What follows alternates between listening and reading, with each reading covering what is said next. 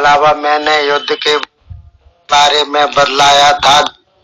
जहाँ कहीं भी जीवन में जय पराजय का प्रश्न उठता है वहाँ युद्ध ही आप समझिएगा। किस प्रकार से आपकी जय होगी उसके विषय में मैंने आपको बतलाया था स्वर विज्ञान के माध्यम से, और किस स्वर में पराजय होती है यह भी बतलाया था। इसके अलावा मैंने गर्भ के संबंध में भी बतलाया था। जब स्त्री गर्भ धारण करती है तो उसके गर्भ में बच्चा लड़का होगा कि लड़की होगी, नपुंसक होगा कि सिर्फ पिंडाकृति ही बनी रहेगी या फिर बीच में गर्भ गिर जाएगा, इन सारी बातों की जानकारी विस्तृत रूप से मैंने आपको दी थी। इसके अलावा देखिए, मारण, उच्चाटन, सम्मोहन और वशीकरण के बारे में भी कुछ जानकारियां दी थी मैंने शॉर्टकट में। इसके अलावा देखिए, एक जाप होता है अजपा जाप, यानी कि मुंह से नहीं जपा जाता है, सांसों के द्वारा उसको जपा जाता है, उसको अजपा जाप कहते हैं। ये बहुत ही कम शब्दों का होता है, एक शब्द से लेकर के 2-3 शब्दों तक का ही इसको जो है किया जाता है।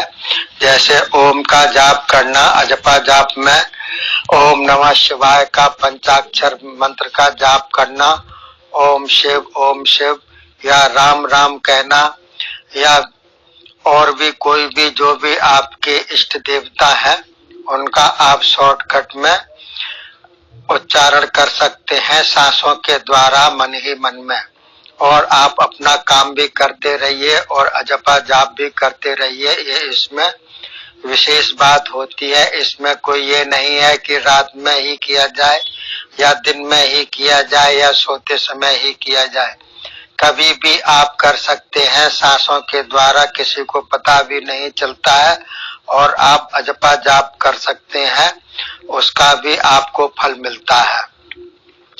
इसके अलावा देखिए, एक होती है मानसिक पूजा। मन से की जाने वाली जो पूजा होती है वो बिल्कुल एकांत में होती है, कोई भी आपको डिस्टर्ब ना करे उस समय इस पूजा को किया जाता है।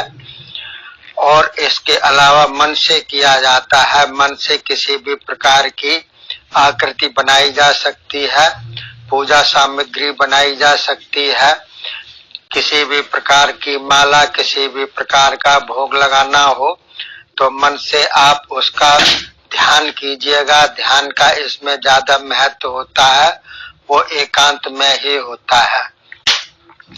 एक सज्जन तो ऐसे थे, भक्त थे, अपने काली के भक्त थे, तो वो जो है अपने माँ पूजते थे, काली को माँ के समान पूजते थे, और एकांत में काफी टाइम हो जाता था तो उनको भूख प्यास लग जाती थी, तो वह ध्यान ही ध्यान में करते थे मन ही मन में कि काली माँ हमको अपने हाथों से उठा रही हैं और अपने स्तनपान करा रही हैं, दूध पिला रही हैं।